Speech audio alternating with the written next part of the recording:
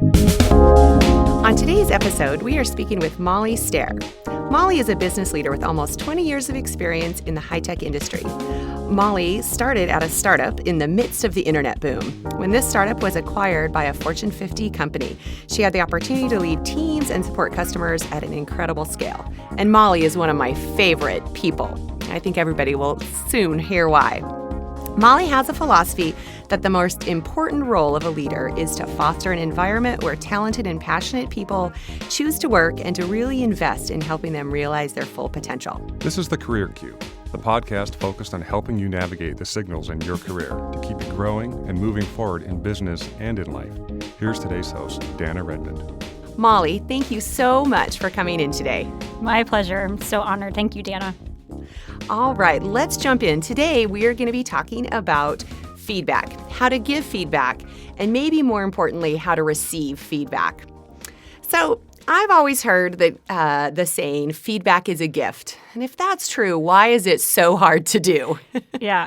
So I agree. Feedback is a gift. I think we could all also recall times in our lives where we've received gifts we didn't want, we didn't like, they didn't fit, they weren't of our taste. We wanted to give those things back, right? So just because it's a gift doesn't mean that it's easy to give or easy to receive. I think in terms of reflecting on my own experience, like why is it hard to give feedback? I think it's actually similar to the process of giving a gift where you're not sure if the person's going to like it. Is it what they want? Is it in line with sort of things that they're interested in? And so when you're giving somebody feedback, you want that feedback to also be something that they're looking for, right? That's in line with what they're trying to accomplish, where they're trying to go in life. And so if you don't have a lot of certainty about what the recipient is looking for, you're going to be a little bit more uncomfortable about that gift. And so the more you can know about the person that you're planning to give the feedback to, the more you can kind of be somewhat confident that the gift is going to be sort of well received, but it's still going to be uncomfortable. There's no way to get around that. I mean, the gift is kind of pointing out someone's gap or an opportunity for development, and that's awkward. But if you know that it's something that they're really looking for, that's going to help them grow, it kind of minimizes some of that discomfort I've found. Absolutely. I love that analogy that, gifts aren't always well received, this right? This sweater doesn't fit me. I got some tool I have no plans to use. Thanks, but no thanks. Right. But if it's in line with what you're looking for, you're like, oh, wow, I've been wanting this tool. I've been wanting to, build something in my shop, and you got me, a table saw. It's fantastic. But if you get a table saw and you got no intentions to build something in your shop, then thanks, but no thanks. So kind of making that marriage of the recipient's interest and the sort of giver's intention, when that's aligned, I feel like it's kind of minimizes some of that awkwardness. Yeah. So tell me, what is your approach to giving feedback? So I think kind of to that point, I to minimize some of the awkwardness and the discomfort is, what do I think this person would do with the feedback? What do I know about this person? Obviously, as a leader and a manager, a big part of your role is to kind of know sort of what the individual's capabilities are, kind of how closely aligned they are with their particular job, and then also what their longer-term aspirational goals are. And when you have that ongoing conversation, it makes it a little bit easier between the manager and the employee to identify those places where feedback's probably going to be really welcomed or more welcomed and more relevant. So getting really clear on that from a manager and employee standpoint is something that's really important to me. But certainly there are lots of opportunities to give feedback to people who you might not know that much about, right? And you may not know whether it's exactly what they're looking for. And so I think kind of really honing in on, from your own perspective, what do you think the valuable message is to this person, and be gracious about delivering it. I think that there are some kind of practical things that I've utilized over my experiences that kind of minimize some of the discomfort. One of them is kind of giving somebody a heads up if you have some feedback. Maybe even asking hey, I've got some feedback I'd love to share. Do you have a preferred way to receive it? Some people want it face-to-face. Some people want you just kind of just cut to the chase. Others would prefer something written out. So actually giving somebody a chance to kind of participate in how that feedback is going to be delivered, I think can be really helpful. So that's something that I've tried to do, as well as, there are some kind of standard frameworks that are sometimes helpful when you're not really sure where to start. And some of the things that I've used with my teams over time, one of them happens to be a method referred to as SBI. It stands for Situation, Behavior, and Impact. And that kind of just helps you frame up how you start the conversation. You're not really even sure where to begin. So it's really kind of hones in on what was the situation? When did you observe something? What was the event where you discovered that there was an opportunity for feedback? What was the specific behavior that you observed? And then what was the impact? The impact on you is always kind of better when you can put it in the first person, like, hey, this is the situation. This is the behavior that I observed, and here's how it impacted me. And you're just kind of sharing that information and letting the person decide whether or not that's something that is relevant for them or that they want to take action on, and kind of keeping it somewhat sort of neutral or objective, right? Not placing any blame or not putting any sort of judgments around it, just saying, hey, here's something you might like to know. And I'm here sort of in a graceful way giving that information. And hopefully it's relevant, but certainly it's up to the recipient to decide whether or not that's something that they actually want to do anything with. Yeah. Right. So you mentioned, making sure that the person's sort of open to the feedback. So have you ever had a situation where somebody's been like, great, I'm not ready for that feedback, or no, thank you? Yeah. No, thank you. Yes. Yeah. I mean, I think, some of the more difficult experiences that I've had in giving feedback are when a person's just not kind of as aware of their impact as you might like for them to be. So self-awareness is a term that you hear a lot when you're talking about just managing people and providing feedback. The stronger somebody's self-awareness is, sort of the better typically a message will land with them, even if it's not something that they knew, or they maybe had a blind spot that you're pointing out. If they have kind of just general self-awareness about, things that they're good at and things that they're not, and they've accepted feedback in the past knowing that it was, coming from a good place, even if it wasn't something they even knew about themselves before, like they kind of are in a more receptive mode. The more difficult experiences are when it's someone who just hasn't really fully embraced the idea that someone else's perspective about him or her is valid and maybe very different than his or her own perspective, and that there can be a difference there. That's when it's really difficult. And so I say anyone who's sort of listening, who's ever received the feedback that they're lacking in self-awareness, really take some time to figure out how to hone in on that, right? There's some great tools you can leverage, opportunities to kind of gather 360 degrees of feedback from people that you work with, people that you know in your lives, and kind of get almost bombarded with some of that thematic kind of consistency that you'll probably find when you're asking people for feedback on you, to help break through some of that resistance that can be there if you haven't really had your eyes open to the fact that other people might be perceiving you in a way that's different than you perceive yourself. Yeah, that's a great segue into, talking about how do you receiving feedback, right? As a recipient of feedback, how should I think about that feedback I receive? Yeah.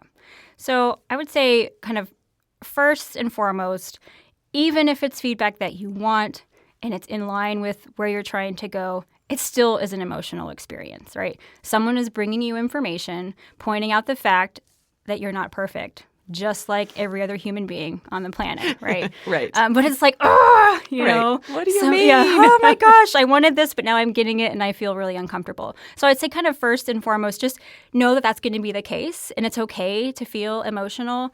Hopefully the person who's giving you the feedback has been graceful in their delivery, but they may not be, right?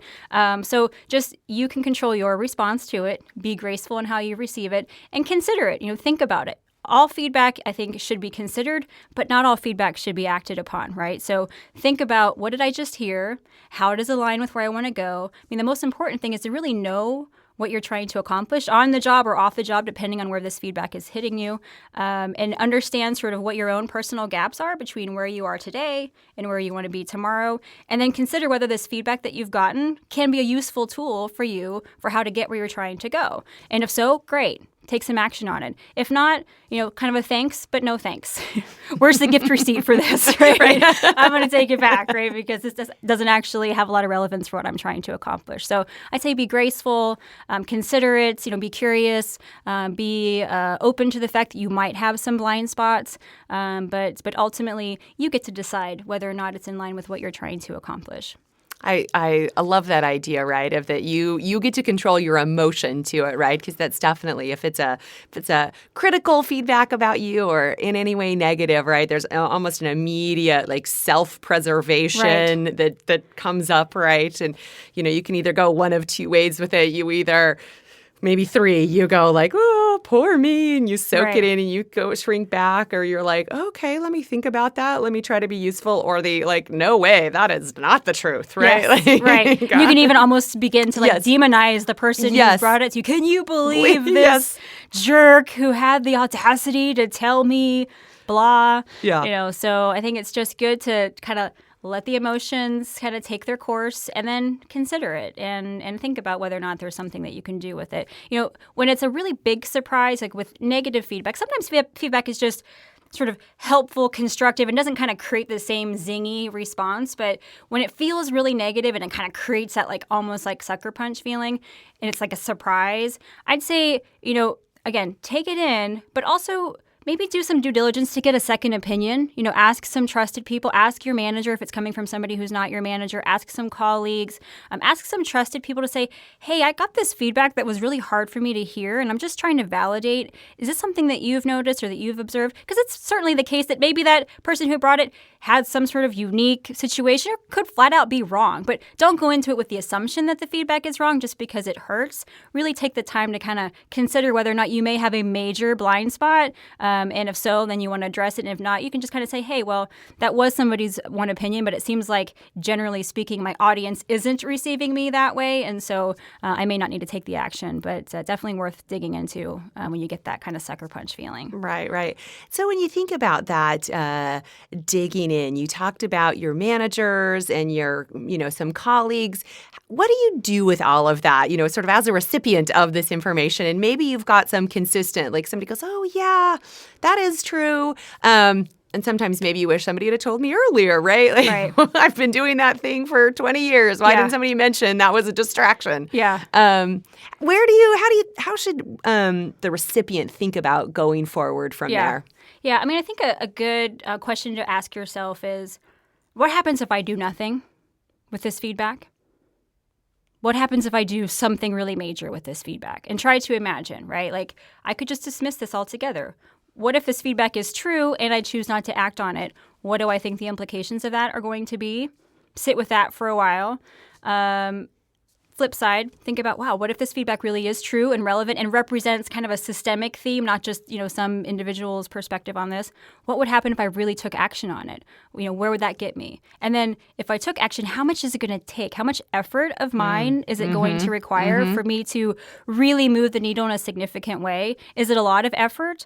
Okay, well, do I think that the end result is going to be worth that effort, right? I mean, somebody could bring, an infinity list of things to any one of our attention at any point in time that says, you could get better at this. I think about myself as a parent. Any point in time, someone could walk through my door and say, you could be doing infinity number of things to improve your skills as a parent. Yes, thank you very much, but I can only do so many things. I can do anything but not everything. So you have to kind of understand how much effort is it going to take and what's the end result going to be, right? Another kind of analogy here, I play a lot of horse basketball with my kids. It's where you take shots from random places and, somebody can make your shot, then, they don't lose out. And if somebody can't make your shot, they lose a point or get a point, whatever. They get a letter. I'm terrible at it. Even against my 8 and 6 and 4-year-old who are like half my size and smaller, I'm terrible at this game. So somebody could definitely come along and say, hey, you could shoot this basketball a whole lot better. You could practice this shot. You get it in every time. Like, okay, great. That's probably valid. But to what end is that going to satisfy my long-term goal? My long-term goal is to not lose every time to my young children. It's not to be an NBA star, right? So how, you got to kind of think about that when you're getting feedback. All right, is it, what happens if I do nothing? If I do nothing with the feedback on whether or not I can improve my, my jump shot, I continue to lose horse to my kids.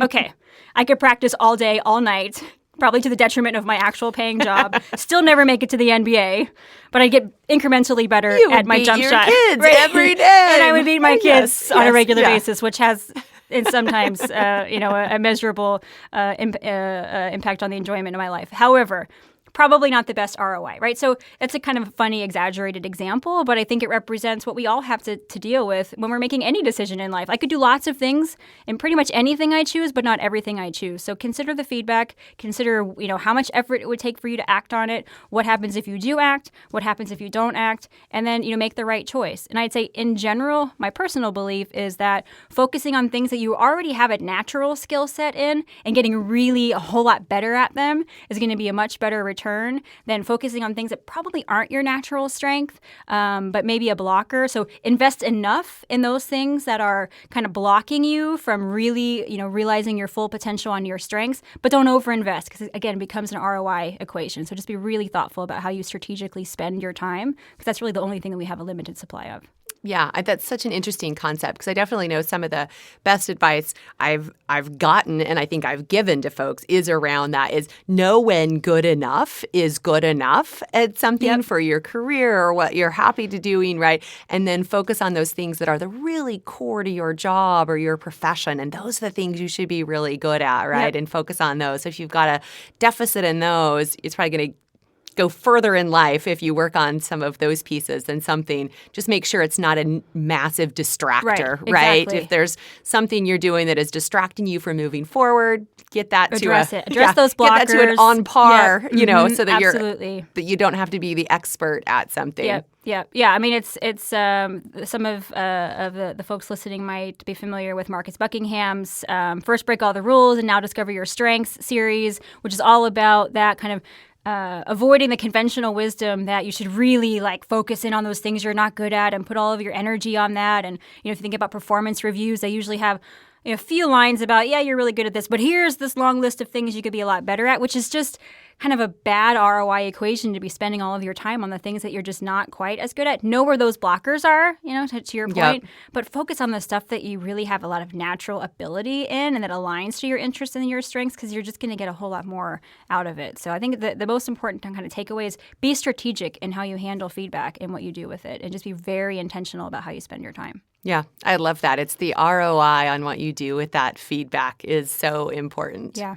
Wonderful. Well, we're going to take a short break, and when we return, we will talk about a feedback session and how it can go wrong. Job search doesn't have to be painful. Plum coaches have more than 20 years of recruiting experience and know how people are hired. Let the experts at Plum Coaching and Consulting partner with you on a modern job search. Visit plumseattle.com today.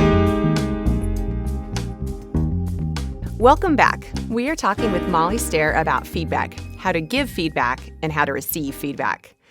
Molly, before we went to the break, we started talking about feedback sessions and how they've gone wrong. Have you ever seen a feedback session go wrong? I have been a feedback session gone wrong.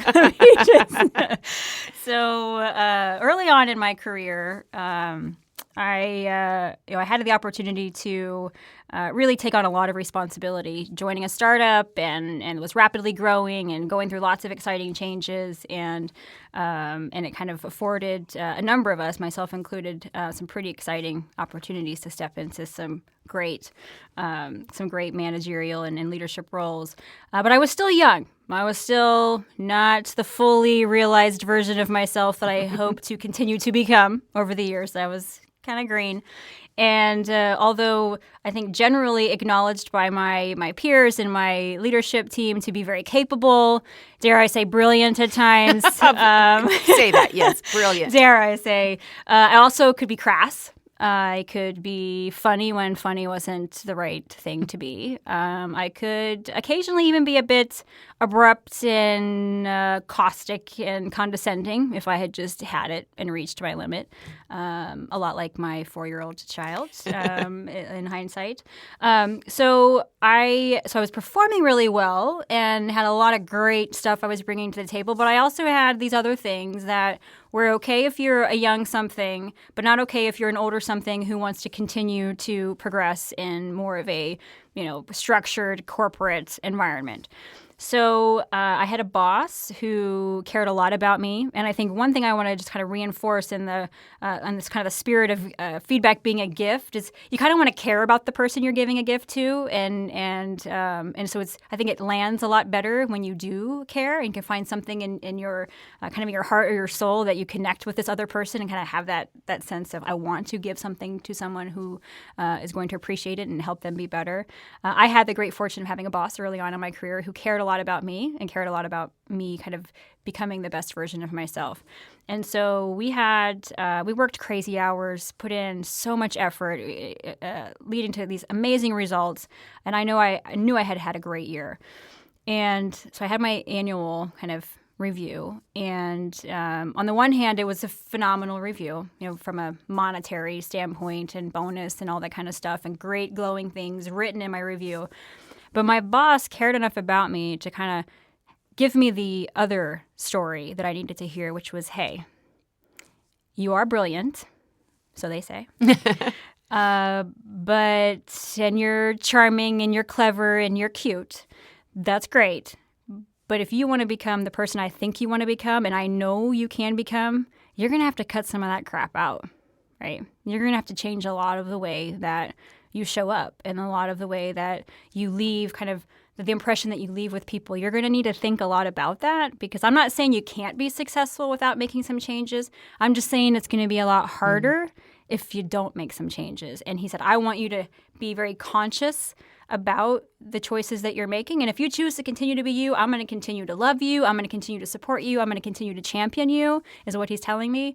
It wouldn't be right, he felt, to not give me that feedback, to say, it's not okay the way that you talk sometimes. It's not okay the demeanor that you present in certain settings. It's not all right to be funny when being funny is not right. It's not right to be sort of gross and crass and, when that's just not what's appropriate. He says, you can make a choice. And like I said, he wanted the best for me, and he wanted me to see kind of that blind spot and make an active decision about it. So, of course, being the very mature, wise, young person that I was at the time, I handled it extremely well. I mean, right? Who wouldn't? That's not actually how it went, though. You can't, how dare you, the audacity, right? The demonizing, right. This person who I knew had my best interest at heart. I knew that. I had not a shadow of a doubt in my heart that he was coming from a good place. And still I was enraged. How dare you? Oh, this is, whatever. It's just unfair, and I'm doing an awesome job. And, who cares if I'm sometimes, whatever, displeasing. And so I was mad. I barely talked to him. It was right before the holidays, and I took 2 weeks off, which was unusual to take that much time off in kind of a startup environment, even though it was around Christmas. And I went away, and I thought, okay, so wait a minute. What if he's right? And I know he's right. Nothing he told me isn't true about how I behave. It's just what he showed me was what could possibly happen if I don't make a change. Mm-hmm. And so I had to do that ROI equation that we were talking about earlier. Okay, what happens if I do nothing with this feedback? Maybe I continue to succeed and I continue to be all that I want to be, but maybe I don't, right? And the thought of the maybe I don't was so severe and so significant that I said, wow, I got to do something about this. What is it going to take? I thought, I got to change kind of who I am, right? How I show up, right? Find a way to still be true to me, but a totally different version of me. And so I took 2 weeks. I mean, it was kind of extreme. I changed my hair. I changed my clothes. I kind of practiced being a grown-up. And I showed up to work after the holidays, and I was a new Molly. In fact, so much so that it was, kind of became an office, sort of story about what's this new Molly? Like, we miss old Molly. She was so much more fun, right? And when can she come back? But the thing is, new Molly started to get the attention of different folks in another department that I didn't have a lot of familiarity with, kind of started to see something in me that they needed to build their business. And I got an opportunity to step into a pretty big, at the time, kind of sizable role. And I don't know that I would have been able to make that leap, or that I would have been in the consideration set had I not kind of refined and kind of found a way to show my better self all the time.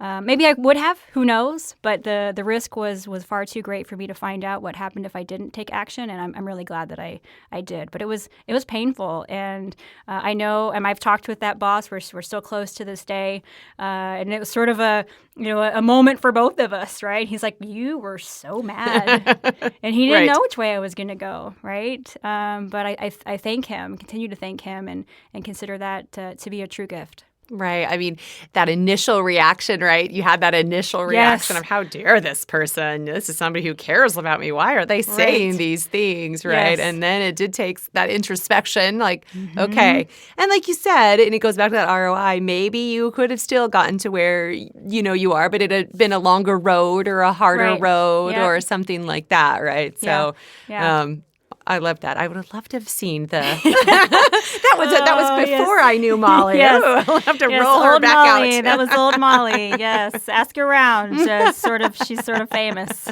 Yeah, wonderful. Well, you know what? I love that your manager gave you feedback, right? And I know you as a manager and a leader are not afraid to give that feedback. But what do you do if you feel like maybe you're not getting feedback, that there must be something out there, or maybe you're not progressing in your career and you're not entirely sure because everything just looks like it's okay? Like, how do you recommend somebody go about that? Yeah. So I'd say in general, trust your gut. Like if you feel like things aren't kind of going the way you want them to go and you're just not kind of getting what you're getting, you're probably not. You're probably right? You're probably not getting the feedback that you need. You probably aren't getting the growth that you're looking for. So I think, as a kind of just a basic first step, ask. If you don't feel like you're getting the feedback that you want, ask people, right? Breaking the ice on the kind of giving end can be kind of hard. Somebody might have feedback that they're just reluctant to give, but when you ask for it, or you ask very specifically, not just, hey, do you have any feedback for me? I get that question a lot when I'm meeting with folks kind of one-on-one, and they'll say, do you have any feedback for me? And it's nice to open the door, but it's a little broad and it's kind of hard to recount, the last, several weeks or months of observation I might possibly have to cull through in my brain. But if someone says, I've been working on my approach to answering questions in, a question and answer session at the end of a meeting. Can you tell me the last time you listen to me, did I have good answers? Was I too long-winded? Did I cut to the point? Was I too... And I say, oh, okay, that's very specific. Let me think about it. Yeah, so the last time we had a session and there was question and answer, yeah, actually, I did see that you had some improvement or you were still struggling here. It kind of helps to get to the heart of it. So be really kind of clear and prescriptive in your questioning of other people for feedback so they can kind of give you what you're looking for. So I'd say that's number one, is just ask. If you're not getting what you're looking for, ask for it. Also, just be really practical about where you are in your own career and whether or not your current job is giving you all of the opportunities to kind of progress in the way that you want to progress. So this kind of moves a little bit out of just feedback and just more around career development. It's often the case I've found that some people will kind of limit themselves to what they think their role is or can be, and not really see that they actually can make some kind of improvement or make some kind of step changes in some of the skills they're trying to build in their role. And so have a conversation with your manager about, hey, I really want to get to XYZ position, but today I'm in this position. Is there something I can do in this current role that could allow me to build some of those skills so that I'm ready for that next thing, rather than kind of waiting for the next opportunity for you to be able to go kind of practice those skills. But then there are reality checks too, like some things you just can't do. Some things you want to, like, I want to be on stage and presenting to hundreds of people. Like, that's my dream, to be up on the stage talking about stuff. Well, you might not just practically ever have the chance in your current role. So that may be, a legitimate, situation where, the growth that you're looking for isn't going to come in role, and it's not a matter of getting the right feedback on it. You just don't have the opportunity to do it. But I think a lot of times there's opportunity for growth in role, even if what you ultimately want to get to is something a lot different. Find a way to be creative about how you can leverage some of the real-time opportunities to fill in some of those gaps and address some of the feedback that you've gotten. Yeah, I mean, that's a really interesting concept. If you are thinking about, what that next role is, and if it's different, how do you get feedback in your current role, sort of what those skill sets might be, how can you expose those or express those and see, do you have the chops for that other thing, right? Can you actually move in that way? I love that advice. The other thing that I thought was so valuable, right, you talked about the sort of asking for the pointed feedback, because I know as a leader, and you're a senior leader, as a senior leader goes up, you have lots of people in your organization, and having somebody go, oh, what's your feedback on me, right? It's a very hard because you have a limited exposure to them. So, as the person asking for feedback, being sure that, the person you're asking for feedback has had exposure to that thing for you, right? So that they can say, because if they've never seen you in a question and answer period, they're like, I'm sure you do fine. Let's ask somebody who has seen you, right? Exactly. So sometimes that feedback, that request for feedback, does have to be specifically, placed at sort of the right person at the right situations. Yeah. I mean, one of the things that, they're the things that I enjoy and something that my team often will come to me for is kind of specific feedback on like communications, on like written communications, or on how to present something. And actually giving somebody something to respond to, is a great way to get feedback too, to say, hey, I've written this thing up, or here's my approach to something. Can you just kind of look at it? And then it becomes, kind of more of a coaching and kind of like a real-time dialogue, rather than just in general, like, hey, I'm trying to work on my presentation skills. What do you think, right? Like give somebody an opportunity to actually dig in and get some real tangible feedback on something that you're working on. I think the more specific it can be and the more then helpful somebody feels like they can be, the more likely you're going to get something somewhat relevant out of that exchange. Right. And then especially if they feel like they've been helpful to you, then that leaves the door open where they're going to possibly want to do it, right? They're sort of saw the return on any kind of investment they made in giving you that feedback. And if they see like an improvement or a change or a difference positively for you, it's, sort of that, it's that. So great to see that. Yeah. Absolutely. Yeah, I totally agree. Absolutely. So do you have an example of a time when a feedback session has gone exceptionally well? Yeah. My favorite sort of times are when there usually is this sort of like aha moment where you're talking to somebody about something, you're kind of trying several different angles to land a point, and then there's something about the last thing that you just said, and you kind of see the light bulb go off, like that light bulb moment of like, oh, yeah, I get it now. So I think about a time with a leader who worked for me, an amazing leader, so talented and just almost every way. I was kind of struggling almost for how to like articulate some of the things that I knew she could get better at. And I just kind of came up with this one particular kind of statement. I said, sometimes your approach and the way people receive you is sort of like you're a machine gun firing at them, right? Just like, like so many things coming at them all at once, because she has this amazing capacity to think about things, many things at once, and have ideas all at once. And she doesn't require a lot of processing time. So as she's trying to dialogue with someone, it has the experience of like you are dialoguing with a machine gun, right? And all of the bullets are really valuable and really great, but like they're coming at you too fast and furious. And just that analogy that I gave to her, I said, this is the experience that people have. She's like, oh my gosh, I get it. Like, I get what you're saying. Like, I can see how I can do that. And, many years later, we're still in touch. And she still remembers that experience. I still remember it. So, something that just kind of clicks, right? This little thing, this little nugget that you're able to share with somebody that really helps them see themselves in a new and a different way, and helps them more specifically see like an action that they can take to modify their approach and help, find a way to sort of be the better version of themselves, is just like really magical. And I've had the fortune to have a number of those examples, in my career, of just finding a way to kind of just show somebody something that they want to see and they're ready to see. Obviously, the self-awareness part is kind of a foundational requirement for that being a successful feedback session. But when they're ready to see stuff and you find a way to kind of show them something that's unique and that's new that they hadn't had a chance to kind of see for themselves, it's really inspiring. Right. That is so compelling. And sometimes it is that giving the same message just in a few different ways to that one that's going to click for them to understand, because, maybe they had gotten that feedback, like, people find you overwhelming, or, but that, like, if there's any sort of judgment to the label you've put in your feedback, right? Well, I'm not overwhelming. I'm just, a quick thinker. Right, There's a right, lot yeah. of, there's a lot of ways that you can sort of move around feedback if it at all feels like there's some judgment in there. But if it's like, hey, this is the impression people get. Yeah. Oh my gosh. Yeah. Let Yeah, me put people wow. in that. Exactly. What can I those do with shoes. that? Yeah. How do I turn that into action now? Yeah. Yeah, it's really fun. Wonderful. Molly, this has been fantastic. I feel like we could talk about getting and love this giving topic. feedback forever and ever. And so I've thoroughly enjoyed this, but we are getting close to time and so out of time. So I'm going to get us into some of the standard questions we always ask our guests Great. to really delve into Molly Stehr Oh, boy. and who you Wow. are. Okay. So, all right. So what was your first job? Okay. So my first job actually turned out not to be my first job because I was hired for a job that by the time I started had already changed. So I began my career, my official sort of grown-up career in a startup, as you mentioned earlier, out in Seattle. And I was hired about 6 weeks or so before I started. And in those 6 weeks, they decided they didn't need the thing I was hired to be. They needed something else. And so I moved from Ohio, the great state of Ohio, to Seattle to be an account analyst, I think. But by the time I got there, like, actually, we need you to be an account coordinator. And I was like, fine with me. I didn't know what an account analyst was, and I don't know what an account coordinator is. So I'm sure I'll be awesome at both of them.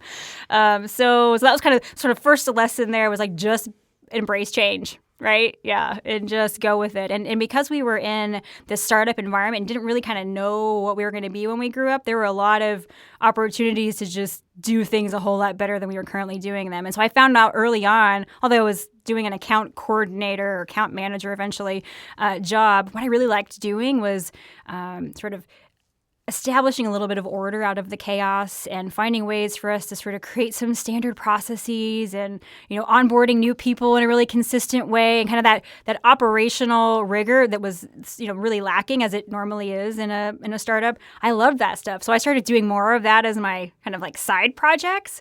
And over the course of time, just the way it goes in a startup, which is one of the things I love about that environment, it just became my actual job, right? And so I kind of moved away from being in that kind of dedicated account position and spent all of my time in that operational area. So my first job wasn't a job, it turns out. I don't know what it would have been like to be an account analyst, but I'll never know. But those first few months and early years of kind of working in a startup where you have an opportunity to kind of flex in lots of different directions and follow your passion and take chances and do things that nobody's telling you not to do that need to be done, really kind of set me up for kind of a lifetime career of kind of embracing those opportunities and having a lot of fun along the way. That's great. I love to hear that, right? And it really is about those opportunities. You're like, sure, didn't know what an analyst was going to be, didn't know the coordinator.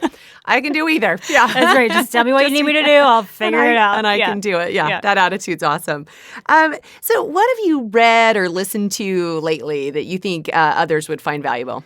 So I'm not much of a reader, to be honest. I have grand plans of doing a lot of reading. It's just my life doesn't really lend itself well to that. So what I found really works for me, because I like to have information and I like to kind of be challenged in my thinking. I like reading articles that kind of are of a topic that's of interest to me. So I'm a big fan of HBR, so the Harvard Business Review. You can select from the top many different topics that kind of are of interest. So I usually like to hone in on some of the organizational management topics, customer service and customer success, because that's typically been an area that I've been accountable for in various positions, and just kind of read the headlines and see if something grabs my attention, and then kind of dig in a little bit further. And kind of similar to that moment when you're giving feedback and that kind of aha clicks, I love to kind of have that aha moment in an article to say, yeah. Something I thought that too, and now it's been validated, or I hadn't thought about that. That's really cool, and kind of walk away with like a little nugget. Right. And I tend to find those pretty regularly in HBR, New York Times. I like New York Times article. There was a great article that came out this past year. It was on a study that Google actually had conducted to kind of investigate what makes the perfect team. And wonderful article. And it's kind of a topic that's near and dear to my heart, right? How do you create a great environment where really talented, successful people choose to work and work well together and support each other? And they did this really fascinating study around that. And it was just really great to kind of see that and have it validate a lot of my own intuitions and point out a few things that I thought, okay, that's something I probably need to look into. One of the things that came out of that article was the importance of kind of equal conversation time in a team. One of the factors all the kind of traditional things you would think made up a good team actually had no bearing. There was no patterns. You could have those things and have a great team. You could have those things and have a terrible team. But one of the consistent themes was when there was equal conversation time amongst the members of the team, that tended to be a team that had a lot of success. So it made me think, wow, if I think about my own leadership team and the group that I'm interacting with the most, how would I evaluate that? So I've actually thought a lot differently and put into place some practices that kind of help to ensure that we have equal opportunity for all of the members of the team to sort of speak and voice their opinions in a way that hopefully is kind of creating that kind of perfect team environment. So I love reading that kind of stuff where it just, there's a little nugget that I can take away from it. Right. And I do love articles. I mean, because they really can be. They're meant to be sort of short and concise. And sometimes I've read books and I'm like, oh, please, could you boil that down? Give me the Reader Digest version, right? Yes, so the only book that I've ever read and kind of cover to cover, like, oh my gosh, yes, this is amazing, was actually what I referenced earlier, the Marcus Buckingham First Break All the Rules, and then his follow-on, Now Discover Your Strengths.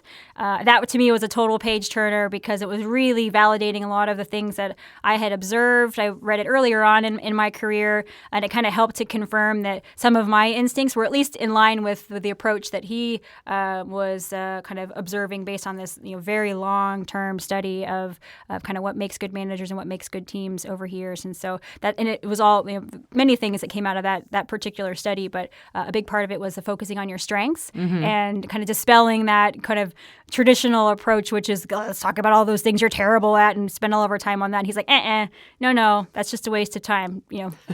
Get rid of your blockers, but then spend all of your time on the strengths area. And I'm like, yes, brilliant. I love it. So that is probably the only book that I ever really read cover to cover in a kind of a business sense where every page kind of felt like it was giving me something. So articles tend to be a little bit more of a better ROI for me. I love it. I love that focus on ROI, right? Yeah. Like that's an important piece. That's been a theme throughout our conversation. Yes. Yeah. All right. So Molly, what would your 90-year-old self say to you? If your 90-year-old Molly walks in the door, what do you think she's going to say to you? So probably first, she would say, stop jogging on the pavement. Do you jog on the pavement, Molly? I do jog on the pavement. I know. My knees every time are like, don't do this. And I keep doing it. So I keep saying this is the last time I'm going to jog on the pavement. And then I keep jogging on the pavement. So that's probably the first thing is she's hobbling in. Look what you did to these knees. And don't eat so much sugar. Cut out the added sugar. It's probably another point of feedback I get. But I'd say, as I reflect on kind of the 90-year-old me and the younger me, take more risks. I think, I tend to be a little bit risk averse, which surprises some people. I don't know why. I actually was voted in high school like the most risk taking.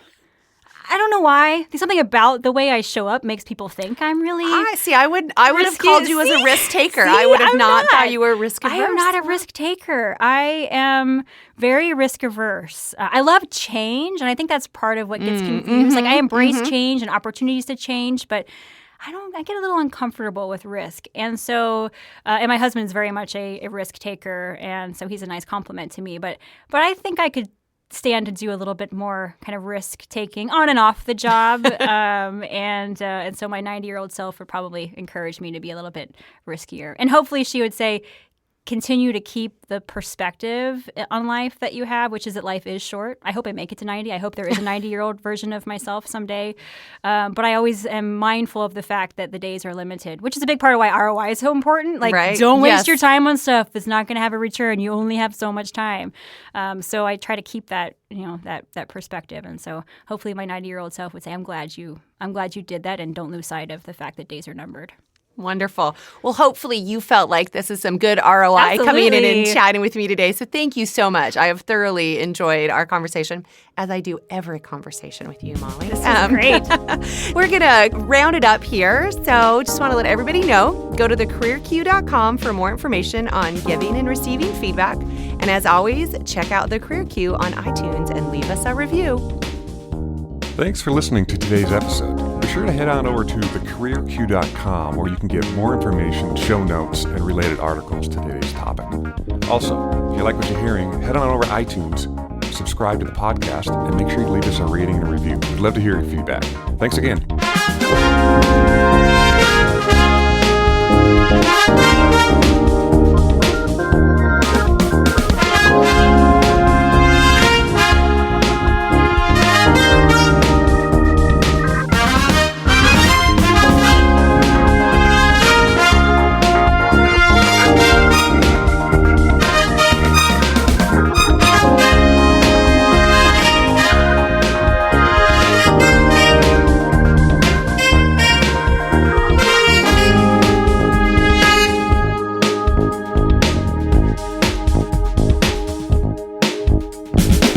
The Career Q podcast is produced by Lens Group Media and recorded at Jack Straw Cultural Center in the gray and rainy Seattle, Washington.